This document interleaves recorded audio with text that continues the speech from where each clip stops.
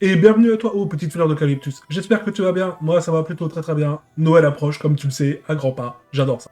Enfin bref, du coup là on va parler de Dragon Ball Delma, l'épisode 9, donc intitulé Le Voleur. Donc déjà quand j'ai vu ça, je me suis dit, ça pue du cul. Voilà, on a eu un super épisode, l'épisode d'avant était génial. Bah alors celui-là déjà quand j'ai vu le titre, je me suis dit, oh là là, j'ai dit, oh là là, mon dieu, le voleur, je me dis, ça y est, on va repartir un peu sur culture la praline, ou autre chose. Et au final, on a eu quelque chose de nul, on va voir ça tout de suite. Et à la fin, on a eu quand même une surprise, mais une surprise, vous allez voir ça. En tout cas, c'est parti pour l'épisode 9 de Dragon Ball Daima.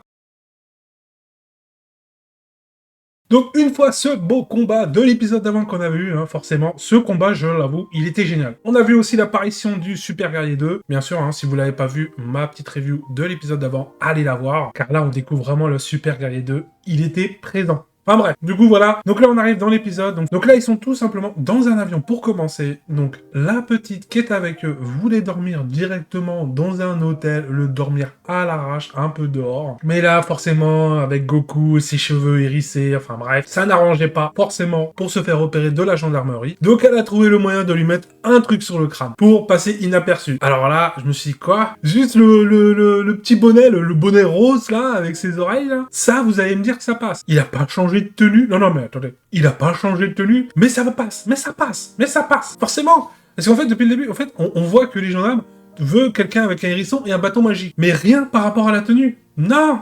Non, non, non. La tenue, ça passe. Ça passe inaperçu, la tenue.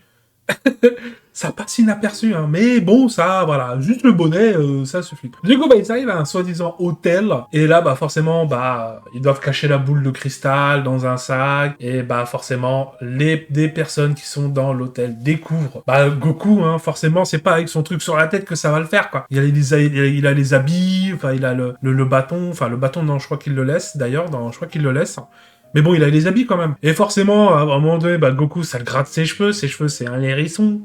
Hein, donc forcément, bah, ça le gratte, le garçon. Soi-disant, ça le gratte. Donc, bah, c'était un petit côté drôle. Voilà, ça le gratte, il le retire, il fait « Oh, j'en peux plus, ça fait trop du bien ». Enfin bref, c'était assez drôle. J'avoue, j'ai rigolé. Voilà, j'ai eu un petit rire, hein. C'était pas du « Oh, oh, oh, oh ».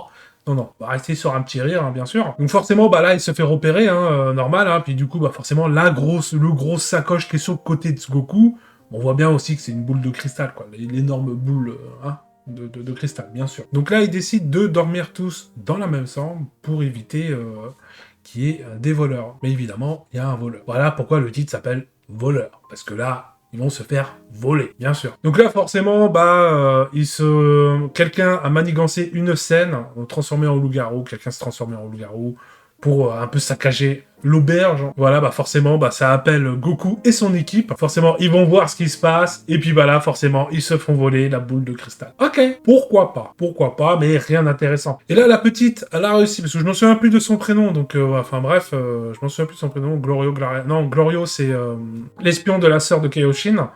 Elle, c'est la fille du roi de je sais pas quoi, donc je m'en souviens plus de son prénom. Enfin bref. Du coup, elle a mis quand même un pisteur sur la boule de cristal. Bien, bien, très bien, très bien. Du coup, bah, Goku est parti la récupérer. Petit combat.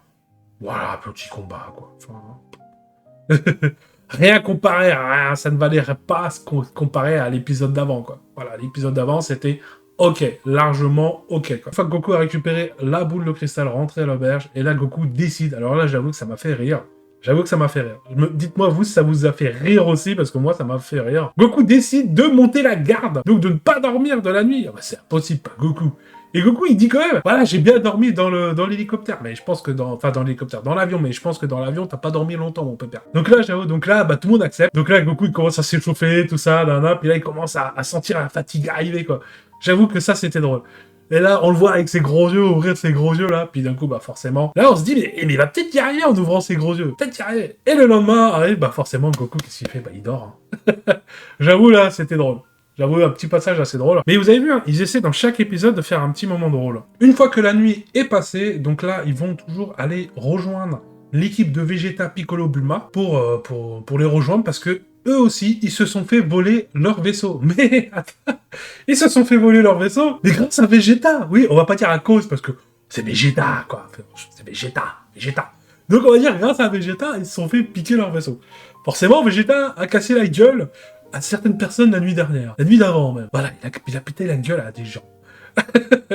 Forcément, bah, les gens ont été rancuniers, donc bah, plus de vaisseau, quoi. J'avoue, voilà, ça m'étonne pas de Vegeta, c'était drôle.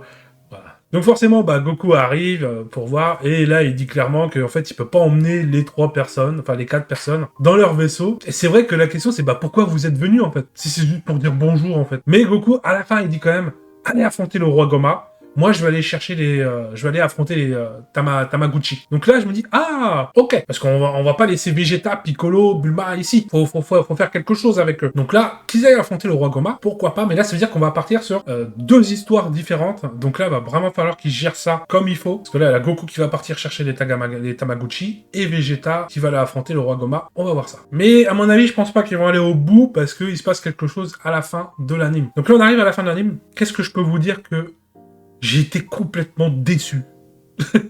Mais vraiment déçu. Je sais pas si vous en souvenez ou si vous êtes nouveau. J'avais dit que, ok pour l'essence de Majin Buu, je ne voulais pas que le nouveau personnage, que le nouveau Majin ressemble à Buu, mais qu'il avait ses compétences, pourquoi pas. C'est ok. Qu'il ait les compétences de Majin Buu, ok, en plus de ses compétences à lui, ok. Qu'il ressemble à Majin Buu, non. Mais là, on a eu quelque chose de... Pourquoi Parce qu'on est dans un univers de gamins, un univers enfantin plutôt. On est dans un univers enfantin, donc ils nous ont pondu en un Cyberman. Attends. Vous vous rendez compte de ce que vous venez de faire là? Attends. Un Cyberman.